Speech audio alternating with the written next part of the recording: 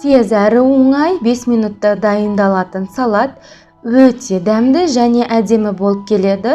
Барында сіздің көп уақытыңызды алмайды. Сізбен бірге Инка Максовна. Видеоны міндетті түрде соңына дейін көріңіз. Бізге керек өнімдер: жүгері, шұжық, маринатталған қияр немесе тұздалған қияр алсаңыз болады, суға піскен 2 дана жұмыртқа, майонез және балғын пекин капустасының жапырағы. Каналға тіркеліп қоңыраушаны басып қойыңыз. Маринатталған қиярды жолақ ретінде тураймыз ұзынша қылып, және шұжықты да бірнеше бөлікке болып, тура видеодағыдай жолақтап тураймыз.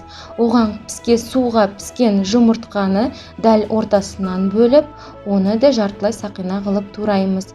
Пекин жапырақтарының жаман бұзылып жатқан шақтарын алып тастап, жасыл жапырағын кесіп алып, тек қана жасыл жапырақтарын ұзынша қылып тураймыз. Пекин жапырағы мол болған сайын салат өте дәмді болып шығады. Барлық өнімдерді турап болғаннан кейін оны үлкен тәрелкеге алып, әсемдеп өзіңіздің қалауыңыз бойынша саламыз. Жүгері мен суға піскен жұмыртқаның дәмі әрқашанда үйлесімді болып келеді. Үлкенірек ыдысымызды алып, оған туралған жұмыртқаны, жолақтап туралған шұжық, маринатталған қияр, жүгері және пекин капустасын саламыз. Осылардың барлығына майонезді қосамыз. Ортасына осылай салсаңыз болады. Менің каналымда үй жағдайында жасалынатын майонездің рецебі бар.